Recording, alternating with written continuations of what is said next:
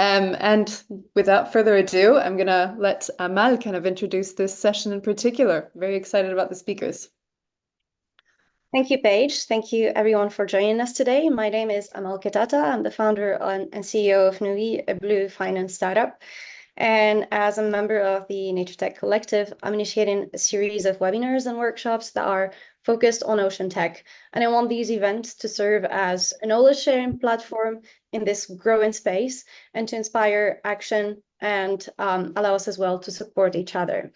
I'm very glad to have today for this first webinar representatives from the government, a large tech company, and a startup who are working together for the purpose of ocean protection and restoration. So our first speaker is Leonardo Tunesi, Research Director and the Head of Marine Biodiversity, Habitat and Species Protection at ISPRA. ISPRA is the Italian National Institute for Environmental Protection and Research. His major professional interests, developed in over 40 years of postgraduate research activities, focus on marine sciences and conservation. He works for the creation of new marine protected areas as effective conservation tools, applying the most updated scientific approaches to protect marine habitats and species, particularly the deep sea ecosystems, within the framework of sustainable development of the European Biodiversity Strategy 2030 and the EU Nature Restoration Law. Within ISPRA, he's in charge of coordinating several activities and projects, such as the implementation of the Marine Strategy Framework Directive, the Marine Ecosystem Restoration Project, which we're talking about today, and the enhancement of Italy's MPA monitoring capacity. He's also the Italian focal point of the SPA Bio Protocol of the Barcelona Convention, UNEP MAP, and he's a member of the Scientific Committee of the National Technological Cluster Blue Italian Growth.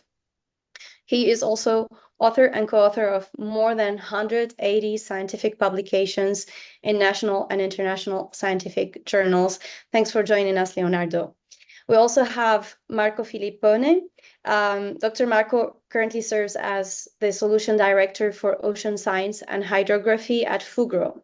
With a PhD, an EMBA, and advanced degrees in system engineering, marine geomatics, and maritime and nautical science, Dr. Marco brings a wealth of knowledge and experience to our discussion.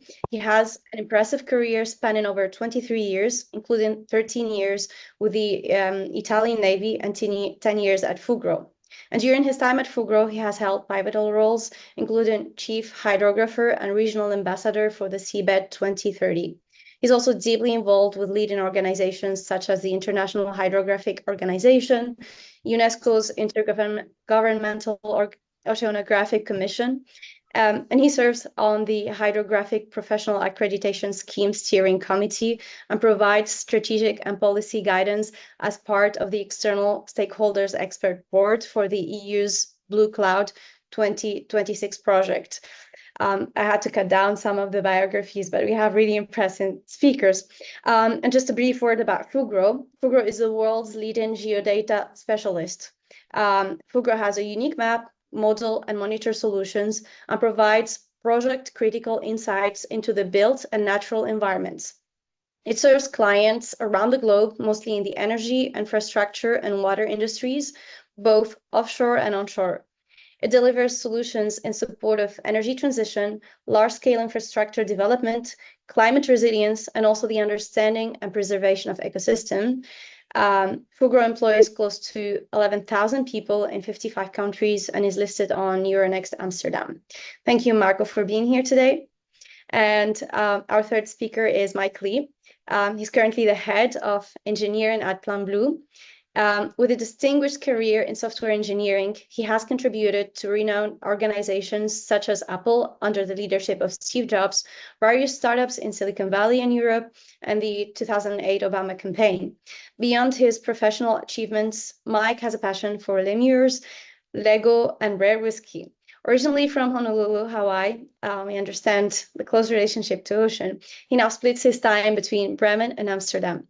His life's purpose is bringing people together and helping them understand each other, especially in service to the fight against climate change. And this is why we have you here today. And brief word about PlanBlue. PlanBlue combines hyperspectral imaging, precise underwater navigation, and AI-based automated data processing to ground truth satellite aerial, and hydrographic imagery to scale nature-based solutions. It was founded 2017, is based in Germany, and has over 25 employees. Before leaving the floor to the speakers, I just wanted to clarify how we'll proceed today. So first, we'll have presentations from each of our speakers to tell us about the Marine Ecosystem Restoration Project, the technologies it is bringing together, and some of the innovations that are being tested and rolled out for the first time. And this will take us about 40 minutes, and then we'll open the floor to questions. So please, if you have any question, note it down, and you'll get the chance to ask it towards the end by raising your hand on Zoom. Of course, if we run out of time, we will share the speaker's contact details. And one last thing, this webinar is being recorded, and the recording will be available to all the attendees. Without any further ado, Dr. Leonardo, a lot of people in the audience wish their country was investing in mapping and restoring the ocean as much as Italy. Within Italy's National Recovery and Resilience Plan, you're in charge of coordinating the Marine Ecosystem Restoration Project, mapping of the coastal marine ecosystems and habitats, and the study of seamounts through creating offshore MPAs, and the development of passive and active restoration initiatives. Could you please give us some context about Italy's Marine Ecosystem Restoration Project? What are its objectives, timeline, how it fits within a broader EU strategy for the ocean, and the different stakeholders involved? Thank you very much, Amal. Hello, everyone. I will start trying to share my video and for the presentation. Then the idea is just to give you an overview about this project, the Marine Ecosystem Restoration Project, in particular focusing on the elements related to marine sea grasses. First of all, it's very important to remember that we are experiencing a planet-wide decline in nature and biodiversity caused by direct and indirect factors. And then there are not only the direct drivers just in the center of these slides, but also the indirect drivers that are very important and giving a heavy negative impact on the marine, on the environment in general, and the marine in particular. For this reason, also the need to protect the marine environment and marine habitats is also one of the main goals of the Sustainable Environmental United Environmental Program project, and in particular focusing on the need to fight the severe threats affecting our oceans, in particular to try to protect the biodiversity with the need of a concrete measure to conserve marine biodiversity agreed at the national, at the international, at the planetary, we can say, the level. At the European level, we have a series in the last 30 years. We defined a series of directives focusing on the rules and management measures to face different problems, starting from nitrates, protection of birds, habitats. In the history of the directive in Europe, there are many, these ones. In fact, this list of directives is related to already existing and enforced directives, but with these general, the last one in particular, the last one, the Maritime Spatial Planning and Marine Strategy Framework Directives, focusing in particular the last one on the need of to obtain a good environmental status for all the seas of all the 4 European seas. And in the last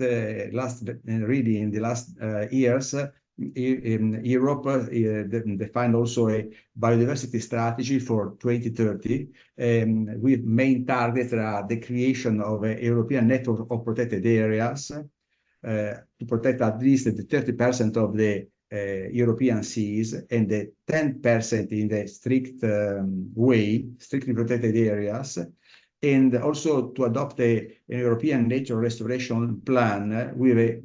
This summer was approved a European nature restoration law. In this, Italy is fully in line with this directive, with this indication of EU, trying to define specific Italian national initiative. In particular, this project focusing in particular on marine ecosystem restoration, but in particular focusing also on the mapping of the habitat, because in fact it's very important to have the concrete updated mapping of all the habitats of conservation interest to be effective in their protection. And then one of the main intervention of this project is mapping coastal and also deep sea marine habitats of conservation interests.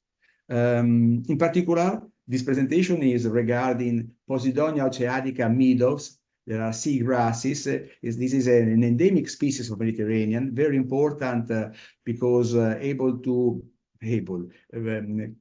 giving a series of marine ecosystem services, from the protection of the coast from the erosion to the production of oxygen as a nursery areas for many important economic fish species, but also is very relevant carbon sinks.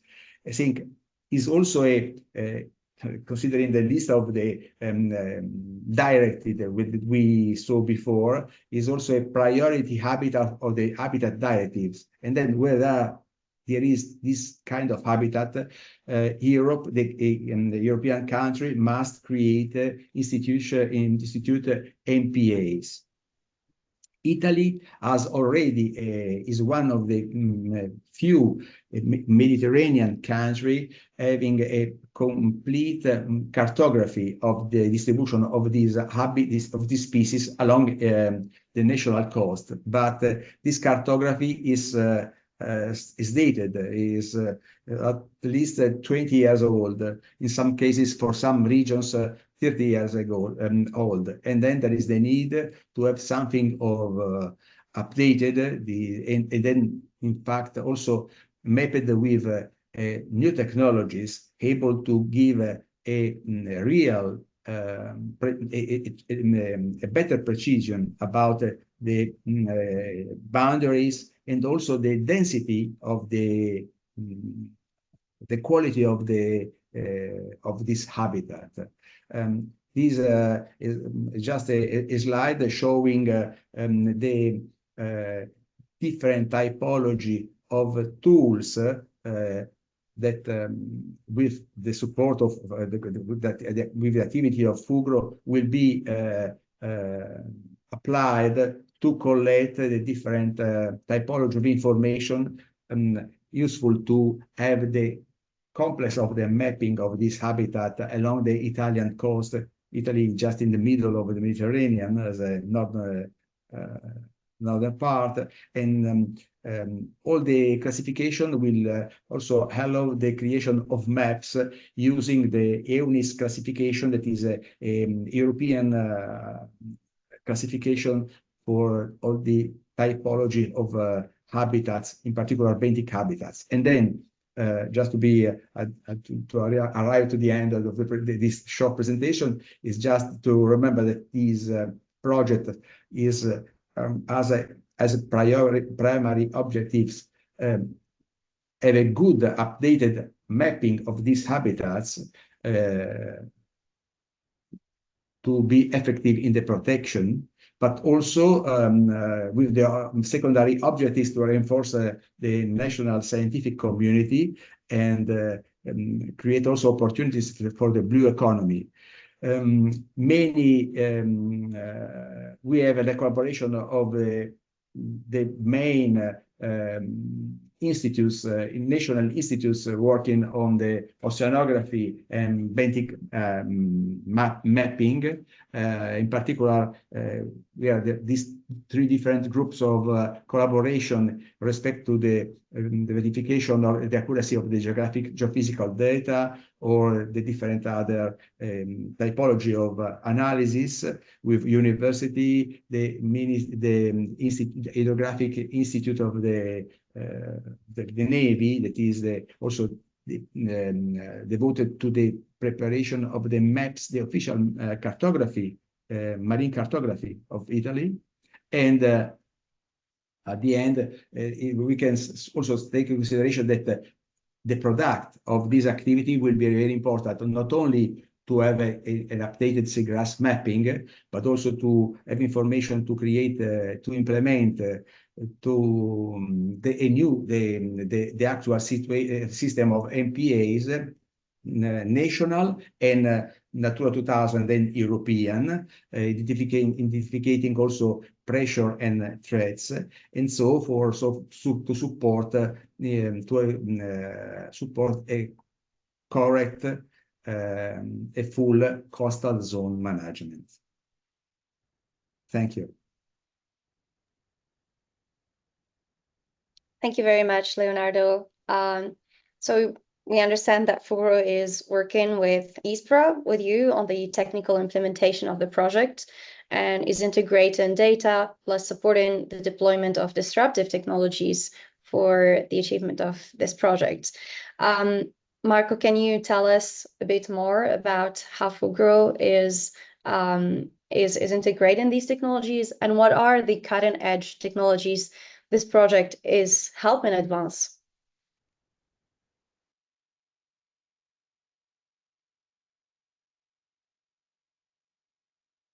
Yeah. You are on mute. Yes, I was looking for the unmute function. Yes, of course. Can you see my presentation? Yes. Great. So, good morning, good afternoon, everyone. I'm very happy to be here today presenting about this project and describing how Fugro and the partners are working in behalf of the ISPRA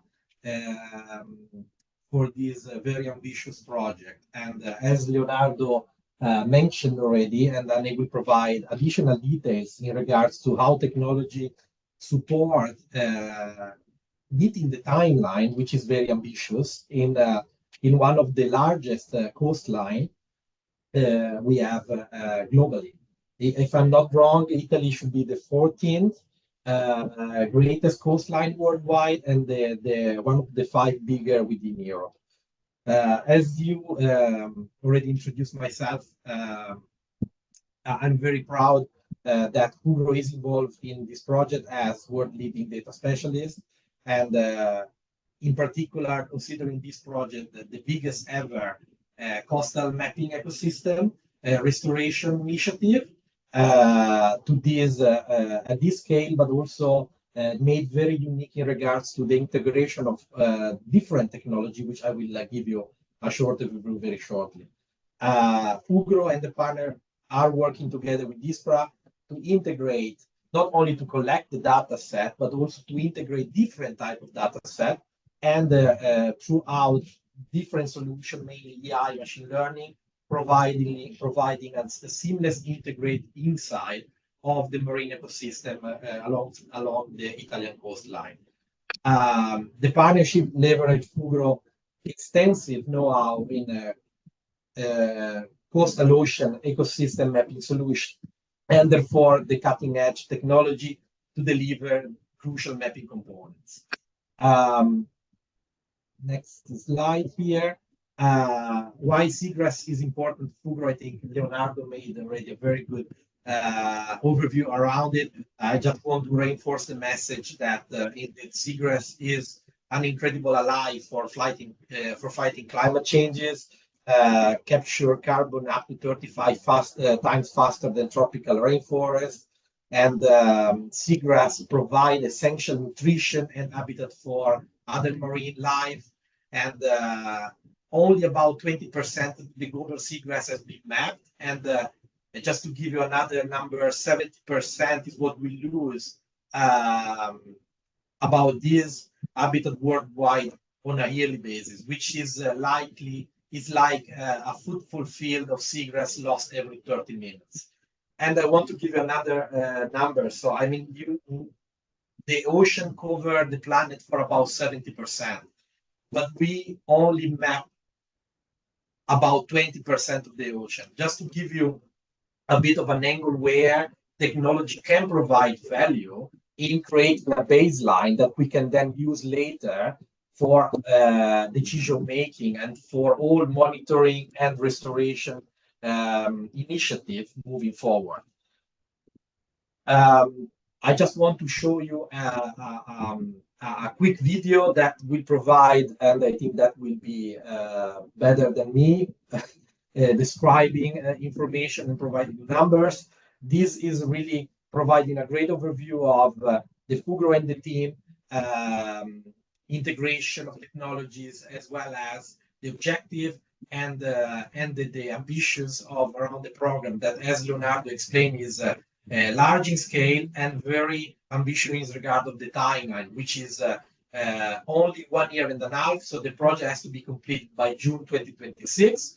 And this is the reason why I will provide you later, as I said, a very quick overview. We introduce a combination of technology that provide the right piece for acquisition to support processing, integration, and classification as we go within that time frame. Let me know if there is an issue with the audio. I hope not.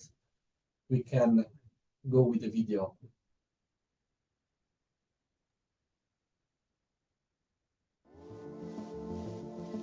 Okay.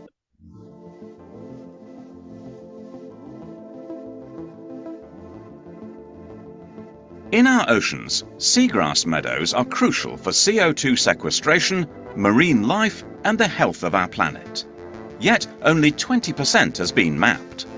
Protecting these ecosystems needs a comprehensive approach, with innovative technology playing a key role. The Marine Ecosystem Restoration Project, funded under the National Recovery and Resilience Plan, aims to restore and protect marine habitats in Italy. Our approach integrates advanced technologies such as LiDAR, satellite-derived bathymetry, aerial bathymetric LiDAR, multi-beam echo sounding, and autonomous underwater vehicles to comprehensively map and analyze marine ecosystems crucial for conservation efforts. Aerial platforms will carry a gravimeter alongside LiDAR to measure gravitational data, aiding in producing accurate coastal geoid models. From dedicated aircraft equipped with LiDAR to autonomous underwater vehicles capturing 3D images of seagrass meadows, our technology spans aerial to underwater segments, supported by AI for geospatial data analysis. Managed by the VirGeo digital platform, real-time mapping and monitoring enable accurate assessment of seagrass conservation status, identifying degradation and supporting proactive and restoration measures. Together, we secure the future of seagrass meadows for generations to come. Join us in our mission to safeguard our oceans and conserve their biodiversity.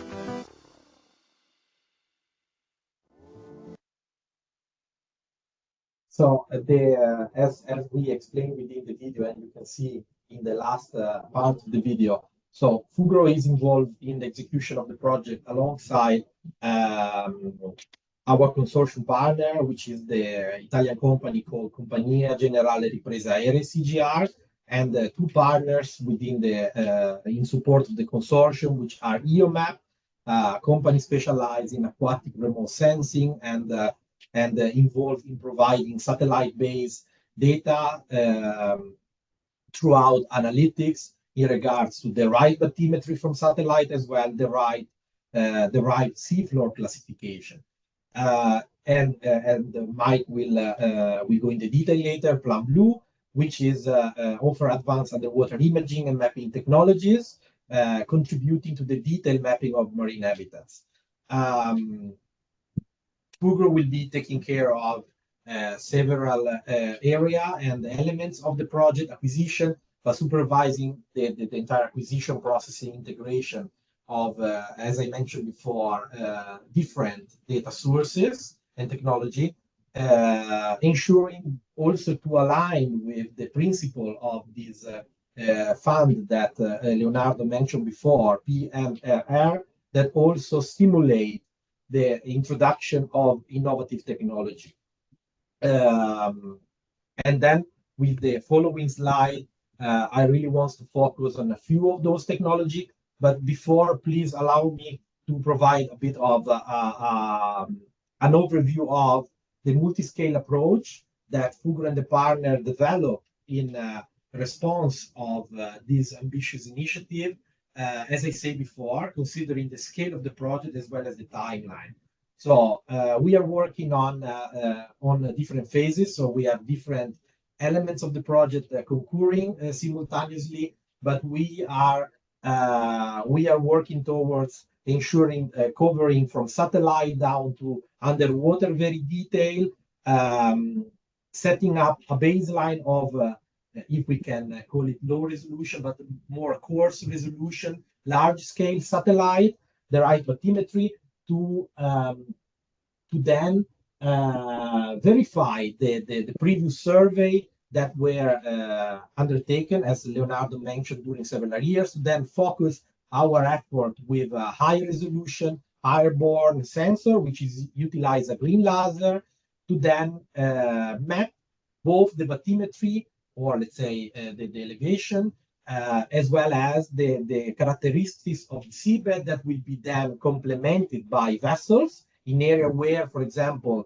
the green laser has issue to penetrate, that can be due to turbidity or different seasonality, or simply is too deep for the green light to penetrate the water and to hit the ground. We will then utilize vessels with an acoustic technology called multi-beam echo sounder. And after all of those activities are completed, then we have a very good picture where we need to spend ground truthing destructive technology. And then this is indeed the phase number 3. All the data set collected are as collected, integrated together, and then will be classified using AI machine learning in respect to the classification schema that Leonardo mentioned before, called EUNIS.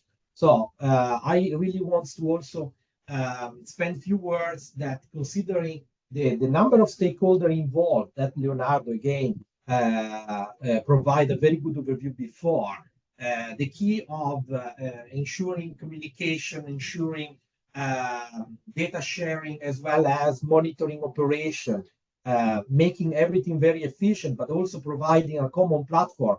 This goes through a dedicated platform called Fugro Virgeo that provide a real-time monitoring of ongoing operation, as well as access to the data to provide everyone involved access to what is happening, but also to review and change the current operations to then focus on the real problems. I mentioned before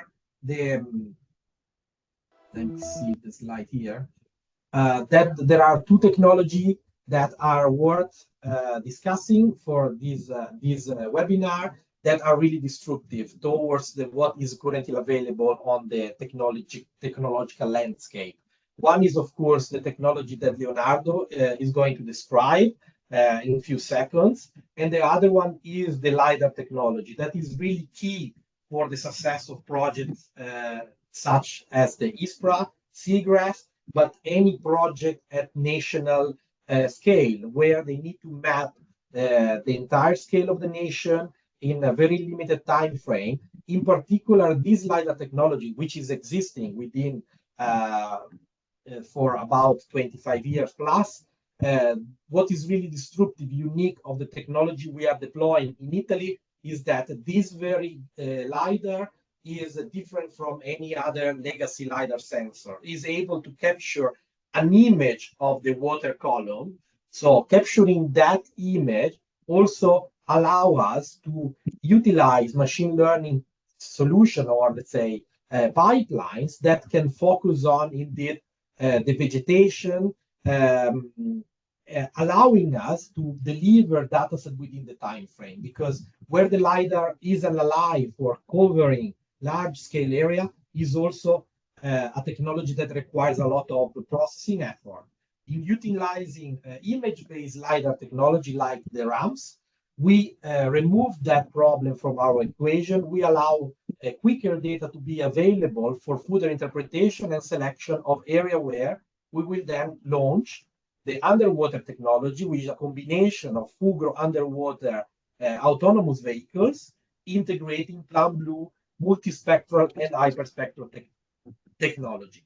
So my last slide is just a video about how the LiDAR technology works in this specific fashion, and then I leave for Mike to delve into the ground truthing component of the project, which is quite key because that is validating everything we do up to that point. Here, the last video.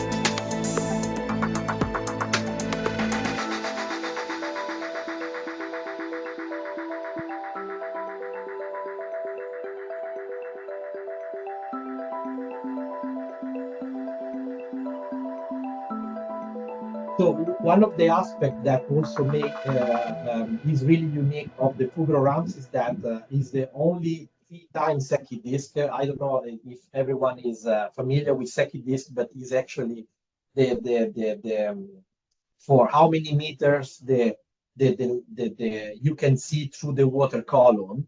So 3 Secchi disc is just to bring it in perspective within the Mediterranean Sea. There are areas where 3 Secchi discs can be 50 meters, and this is also good news because this is the lower expected extent of the seagrass. That makes the LiDAR technology really fit for purpose for mapping the seagrass within the Italian coastline. But as I said, one of the unique features of the sensor is that the smallest ever 3 Secchi solution that also can be installed on a way smaller aircraft. And this is really important because as technology evolves, we can then leverage on smaller platform and reducing our carbon footprint. And we can even reduce to zero the carbon footprint in integrating smaller technology into drones. This is something that already happened and we are working towards, in particular, leveraging on technology such the Fugro ramps. So thank you very much. Thank you, Marco. Thank you, Marco. So one of the groundbreaking tech is the green laser LiDAR. The second one is PlanBlue. PlanBlue is providing advanced underwater imaging and mapping technology that has not been used in the past. Mike, can you tell us how does it differ from the traditional technology and the challenges faced so far? Yes, hello. Thank you. It is my honor to be here representing my team here at PlanBlue. PlanBlue is a group of 30 talented people from all over the world who have come together in Bremen, Germany to deliver the next generation of tools to those who, like ISPRA and Fugro, are addressing the world's most pressing challenges. Our role in the ISPRA project is to provide ground truthing data. Our sensor package is the main payload of the SeaCat AUV operated by Fugro. Our cameras and image processing pipelines provide high-definition videos and still images of the seafloor that can be used to validate the results from satellites and aerial LiDAR. We also stitch together individual images to create massive composite images called orthoimages, like what you see in Google Earth, but of the seafloor.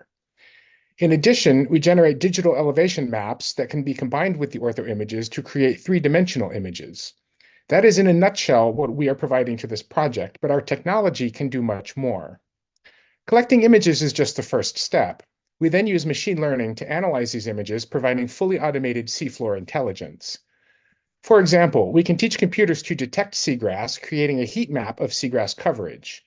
In addition to its value to the ecosystem, seagrass's ability to fix carbon makes it a valuable carbon sink, so it's important to know how much seagrass there is and how much carbon it's fixing. With a standard camera and some well-trained AI, we can calculate how much above-ground biomass the seagrass represents, and by extension, how much carbon is being stored. It's possible, but it's not easy because the formula has to be tuned to account for the species of seagrass and the environment in which it's growing. If we could use a hyperspectral camera like the ones used on Earth observation satellites, it would make figuring this out a lot easier and not rely on the species of seagrass or the exact environmental conditions. This is exactly what PlanBlue has done. Next to the reference camera, we have a hyperspectral camera scanning the same scene. But what exactly is a hyperspectral camera, and why is it so much more powerful than a normal camera? From an engineering standpoint, a camera is just a collection of sensors that measure light. Cameras like the ones in our phones have 3 sensors which measure light at the red, green, and blue wavelengths. Hyperspectral cameras have hundreds of sensors measuring each individual wavelength. Why is this important? In a word, spectroscopy. Every molecule interacts with light in a different way, absorbing, reflecting, or emitting light in specific wavelengths. By shining a light on something and measuring which wavelengths are affected, we can understand things at a submillimeter level.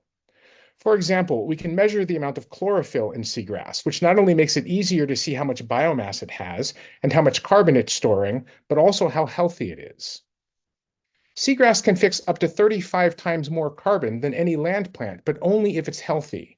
With hyperspectral imaging, we can create heat maps of seagrass health so we can tell not just where the seagrass is, but how well it's doing.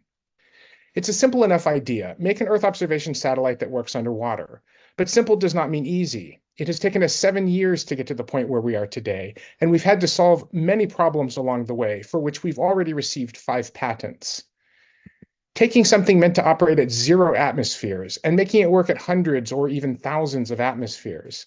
Taking something meant to look through the air and making it look through water. Removing the effects of the water so that you can see the seafloor as clearly as the beach at your feet. Mapping the pixels of a hyperspectral camera onto the pixels of an ortho image. Accurate navigation without the benefit of GPS, which does not work underwater.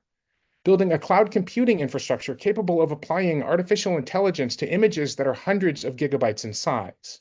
These were hard problems to solve, but now we can visualize the seafloor like we've never done before, with the ability to understand it at a submillimeter level and to finally reveal the 70% of our planet that we could not see before.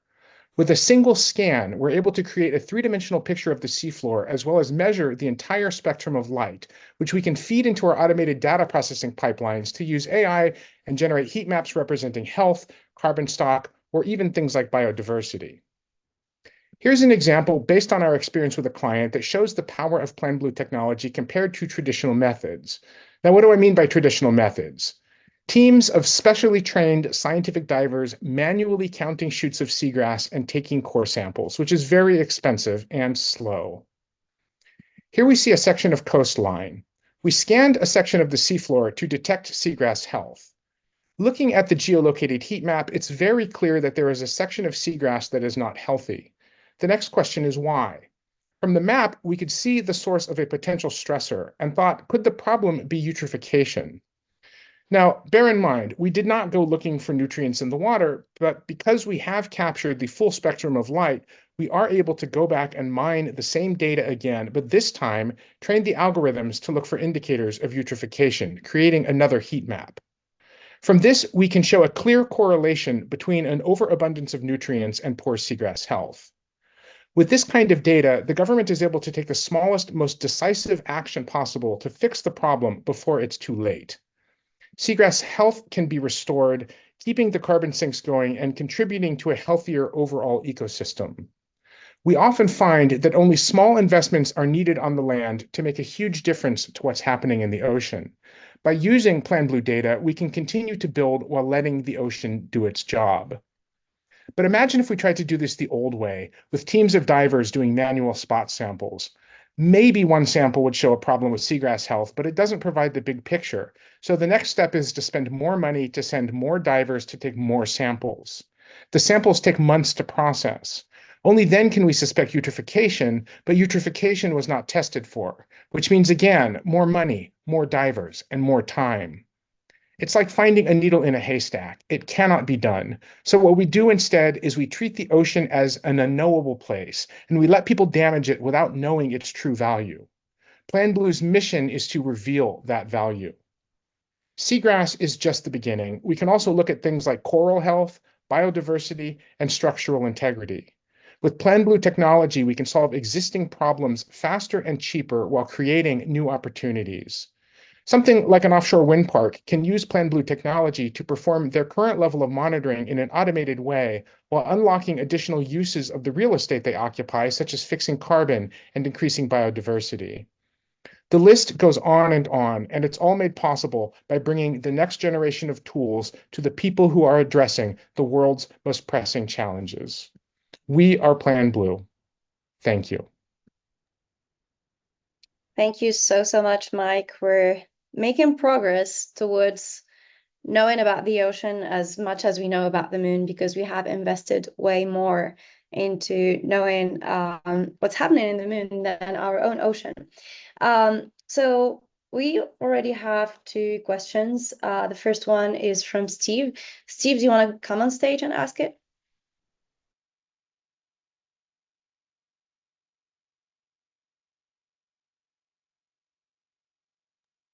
Sure. Sorry, I was just trying to find where to unmute my speaker. I guess the question, and I'm not sure how I'm directing it, because from what I gather, there's several stakeholders and there's a variety of different data sets that are being generated. And a lot of the data sets are very different. I mean, from the ground truthing data, or I guess underwater truthing data, to the biological data, to the LiDAR, to all, and a common problem I find is it's a lot of this data is, at least on soil and aquifers and watershed systems, a lot of this data is very difficult to normalize or to consolidate into. It's all siloed data. So you have geological departments that have their data sets. You have the geospatial people that have their data sets. And I find sometimes it's a big challenge to find normalized data sets and bring them together. And then the second thing is, obviously you're doing it because you're spearheading this into some kind of dashboard or some kind of business intelligence piece.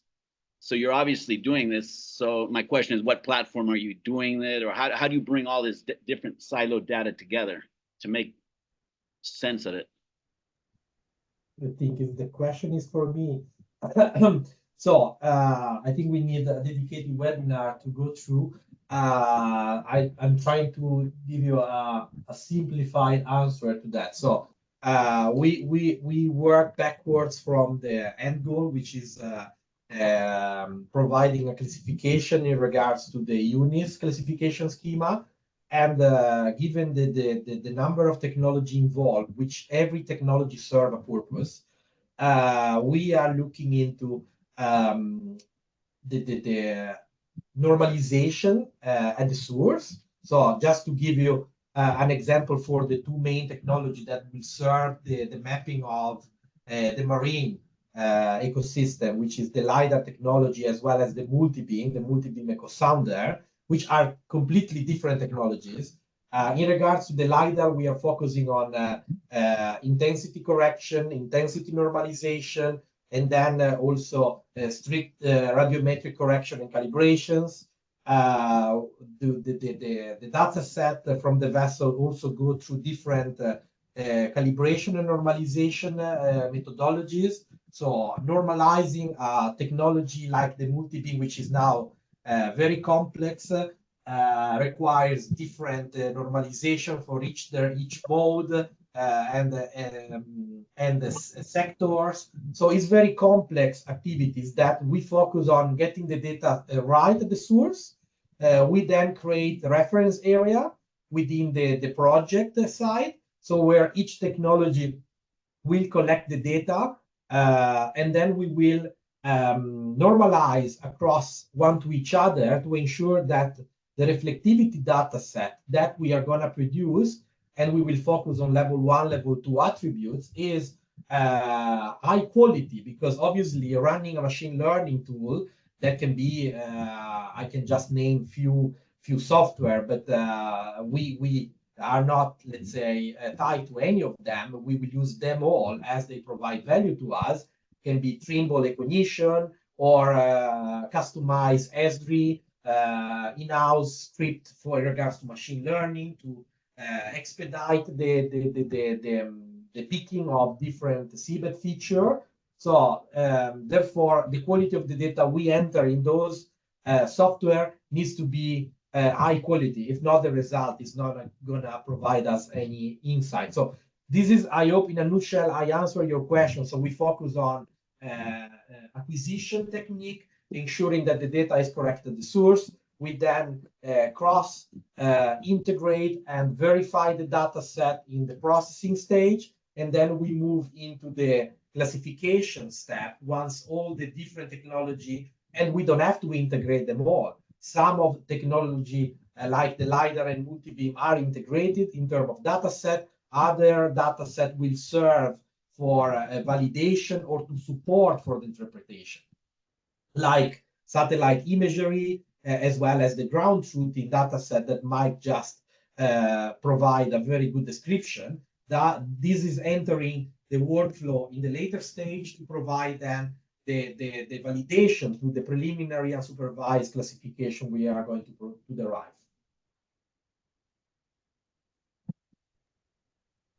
Thank you very much, Marco. Second question from Dimos. Do you want to come on stage and ask it? Sure, thank you, Amal, and thank you all for the nice talks and the webinar. Impressive project, scale, data, analytics that you are using. So yeah, my question is about the targeted spatial resolution of your end product, given the varying phenomenologies that you are using. So LiDAR, optical, including multispectral and hyperspectral. So yeah, I'm really interested to hear about what's the targeted resolution of the seagrass maps. Thank you.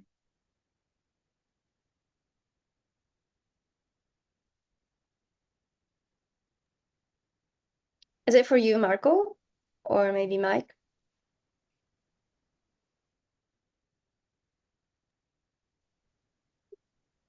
You want to take this one, Marco, or? Yeah, I lost the first part of the question. If you can yeah, it was about the targeted spatial resolution of the end seagrass map, Marco. So given the fact that you are using so many different data and resolution and technologies, I was wondering what. Yeah, I saw the question coming up in the notes before, so and since then I was trying to summarize in a concise fashion, trying to provide you the answer you want. The fact is that we are limited to technology in mapping for mapping activities. So obviously ISPRA is very well aware of what technology can deliver, and well before entering in this program, they already established different pilot projects to ensure that they are aware what technology can deliver. And I think through that exercise, they could validate that high resolution LiDAR bathymetry and reflectivity is a fit for purpose technology if they are aiming for a large scale survey. So, and in these regards, as I mentioned before, LiDAR technology is evolving with time. So the increased resolution that we can achieve nowadays and the density that we can deliver is providing data set that are we can then deliver in a very high resolution. I don't want to give you a random number because the specifications are quite set in a way that the data set we collect serve two different purposes. One is obviously mapping the habitats, the ecosystem, but also adhering to international organization standard, which is the IHO, International Hydrographic Organization, to update nautical charting in Italy. So, and these are referring to special order 1A, and I assume some people may not be familiar with it. So, but we are talking about higher resolution in the shallow water, like a 20 centimeter, going at 1 meter resolution as we go deeper.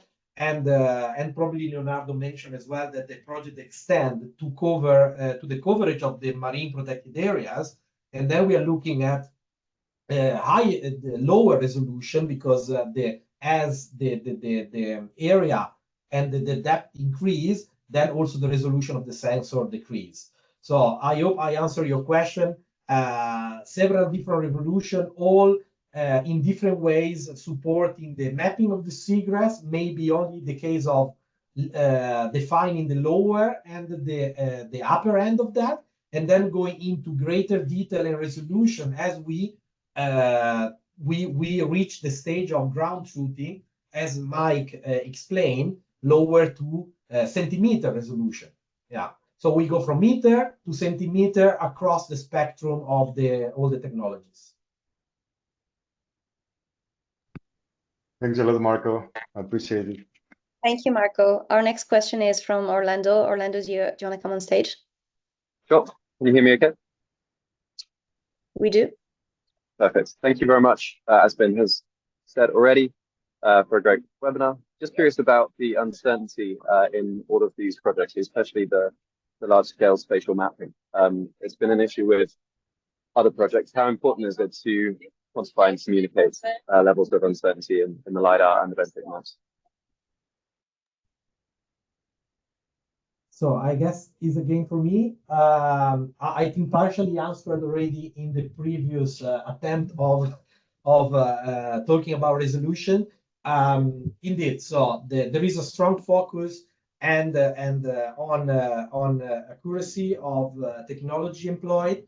And as I mentioned before, we are referring to international standards like the International Hydrographic Organization, that for this specific project in regards to part of the use of the data that will be used for updating nautical chart, there is a cutoff between different water contour, let's say depth contours, from spatial order to order 1A. So for who is familiar with it, knows about the order of magnitude of those accuracy.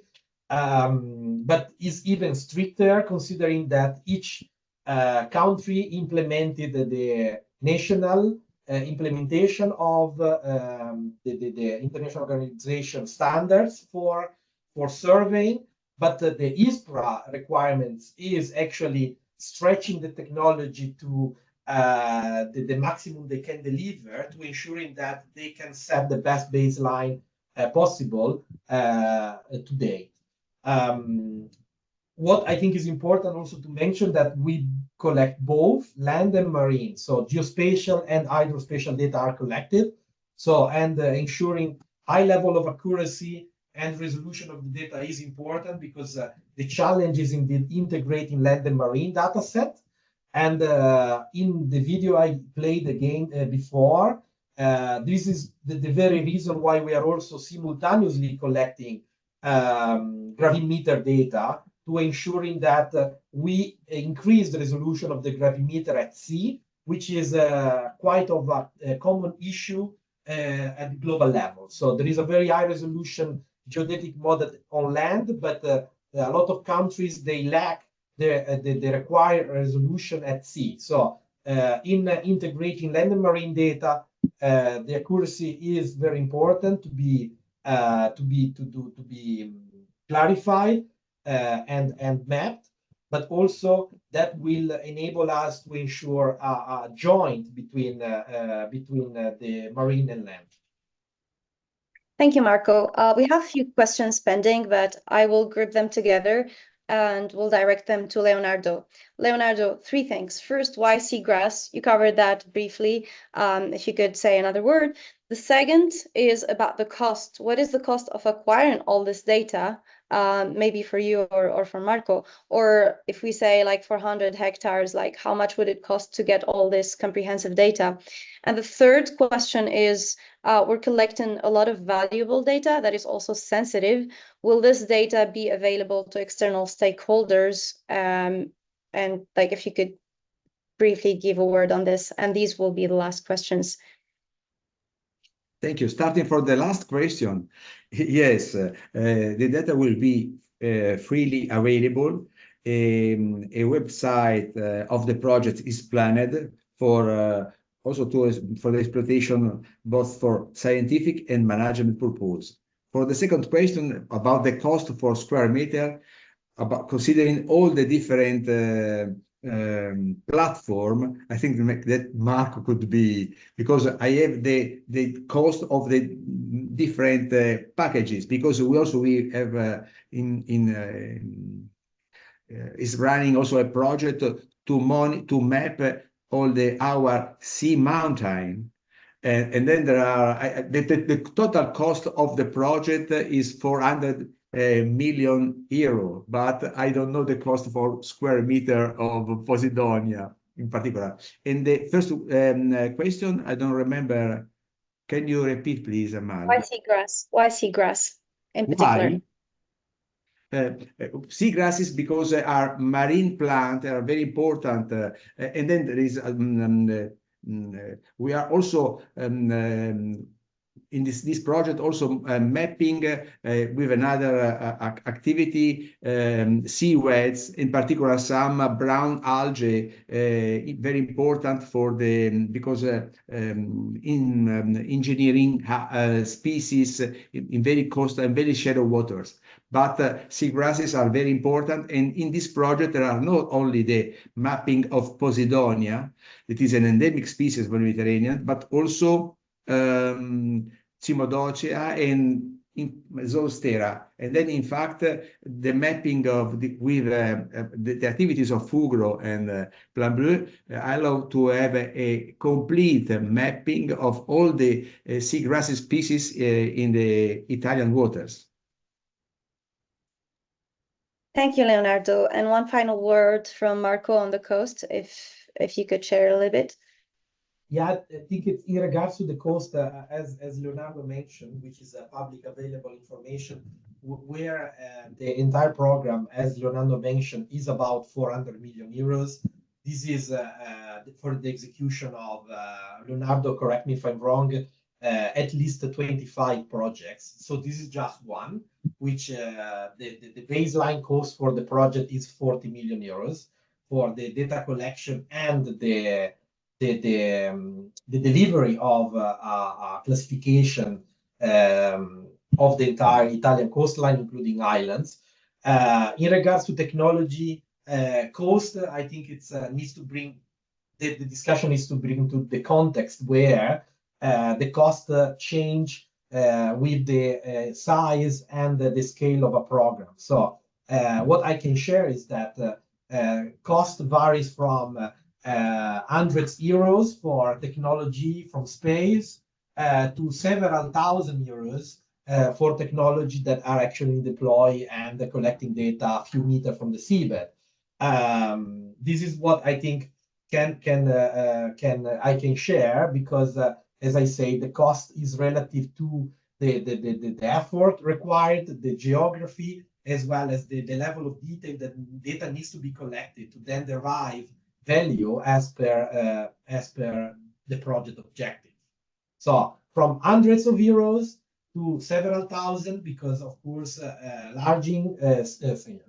mapping a large scale areas require capital intensive assets, and also, even though utilizing machine learning AI technique, there is a huge amount of data that needs to be processed in the cloud. That also is not very negligible cost. Yeah. Wonderful, amazing. I think we covered most questions in the chat, at least. I put in the chat also contact details and additional links for the audience from the speakers. Really, thank you so much to all three speakers for being generous with their time, with the content, and to the audience for making time as